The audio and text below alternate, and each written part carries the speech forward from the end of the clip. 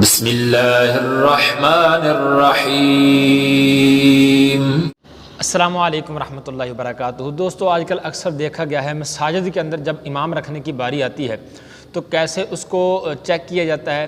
امام صاحب آئے، اس نے بڑی دھڑلے دار تھوڑا سا جوش سے شعر و شاعری کر کے تقریر کر دی، یہ ہمارے امام صاحب منتخب ہو گئے۔ اسی طرح سے بعض اوقات کسی نے سریلی آواز میں دو چار اشعار پڑھ دیے، کوئی نعت سنا دی، کوئی کلام سنا دیا، تو یہ امام سلیکٹ ہو گیا۔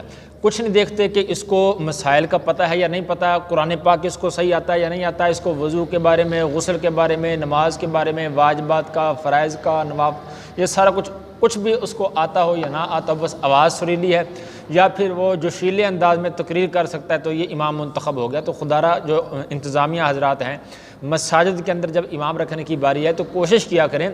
اچھی بات ہے، یہ بھی ایک خوبصورتی ہے اگر بندے کے پاس آواز ہو، اللہ پاک کی دین ہے، آواز ہو اس کے پاس، اس کو وہ جو ہے تقریر اچھی کرنی آتی، یہ بھی دین پھیلانے کا ایک سبب ہے۔ الحمدللہ ہم نے بھی مدارس میں پڑھا ہے، یہ میرا ذاتی تجربہ ہے کہ اگر آپ فوکس کریں گے تعلیم پہ، سمجھنے پہ اور علم میں آگے بڑھنے کے، تو پھر آپ جوشیلا انداز، شعر و شاعری اور یہ سارا کچھ آپ پھر اس پہ توجہ نہیں دیں گے۔ اور اگر آپ اس پہ توجہ دیں گے، یعنی مجھے اچھی تقریر کرنی آ جائے، جوشیلا پن میرے اندر آ جائے، میں پھٹے توڑ دوں، تو پھر آپ پڑھائی میں توجہ نہیں دے سکتے۔ علم تبھی آئے گا جب آپ علم کی طرف توجہ کریں گے۔ اگر اس طرف توجہ کی، پیسے آنا شروع ہو گئے، پھر علم کہاں گیا قرآن کہاں، پھر وہ مصلے بھی گئے، پھر وہ امام پہ سارا کچھ ختم ہو جاتا ہے۔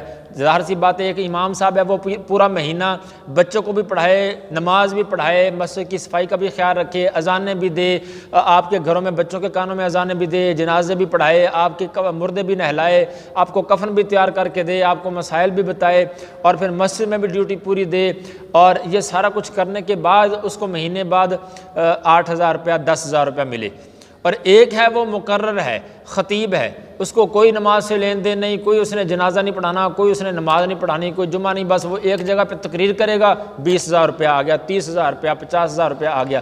اب وہ جو 1 گھنٹے کا تقریر کی، اس نے 20,000 روپیہ لے لیا، 30-40,000 روپیہ لے لیا، وہ ٹھیک ہے، یا یہ پورا مہینہ کھپتا ہے 10,000 روپیہ لے لیں؟ ان کو آپ سنجیدگی سے آپ پوچھ رہے نا کہ آپ نماز کے صرف فرائض شرائط بتا دیں، تو یہ بھی شاید میرا جہاں تک خیال نہیں آئیں گی، کیونکہ مین چیز تو آپ کی امامت ہے۔ آپ نے رکھا نماز پڑھنے کے لیے کہ یہ ہمیں 5 نمازیں پڑھائے گا، جمعہ پڑھائے گا، بچوں کو قرآن پاک کی تعلیم دے گا۔ جب خود قرآن نہیں آتا اس کو صحیح، بچوں کو کیا پڑھائے گا؟ جب خود اس کا قرآن نہیں صحیح تو پھر نماز میں وہ کیا پڑھے گا؟ اور کیسے اس کی، جب قرآن نہیں صحیح، نماز کیسے اس کی درست؟ جب اس کی درست نہیں، پھر آپ کی نماز کہاں درست ہوگی؟ آپ نے رکھا اپنی نمازیں درست کرنے کے لیے، اور یہ سارا معاملہ گڑبڑ ہو گیا۔ تقریر اچھی کرتا کیا ہوا اگر قرآن نہیں صحیح آتا تو کوشش کیا کریں۔ پہلی تو بات یہ سبحان اللہ کہ اگر اس کو قرآن بھی صحیح آتا ہے، مسائل سے بھی آگاہ ہے، اور سریلی آواز بھی اچھی تقریر کرتا ہے، سبحان اللہ، ماشاءاللہ، اچھی بات ہے، زبردست ہے، 100% اوکے ہو گیا۔ لیکن آپ صرف فوکس کرتے ہیں تقریر پہ، تقریر اچھی کر دی ہے، آواز اچھی ہے، یہ جوشیلا انداز ہے، تو اب قرآن آتا ہو یا نہ آتا، یہ ہمارا امام ہے۔ تو ایسے نہ کریں، اپنی آنے والوں نسلوں کی، اپنی نمازوں کی، اپنی پرواہ بھی ساتھ میں کیا کریں۔ باقی صرف تقریر دیکھ لینا، باقی کچھ نہ دیکھنا، یہ ہماری غلطی ہے۔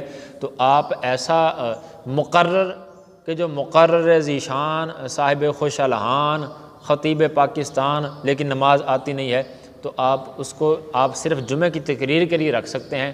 آپ سال بعد ربیع الاول پہ یا کسی اور موقع پہ اس کو بلا کے تقریر اس کی سن لیا کریں، لیکن جو امام صاحب ہے جس نے آپ کو نمازیں پڑھانی ہے، اس میں آپ فوکس کیا کریں کہ قرآن پاک صحیح پڑھ سکتا ہے یا نہیں پڑھ سکتا، مسائل سے آگاہ ہے یا نہیں آگاہ، باقی کچھ اس کو آتا ہو یا نہ آتا ہو، کم از کم قرآن تو صحیح آتا ہو۔ قرآن صحیح آئے گا تو اس کی نماز صحیح ہوگی، اس کی نماز صحیح ہوگی تو پھر ہماری بھی نماز صحیح ہوگی۔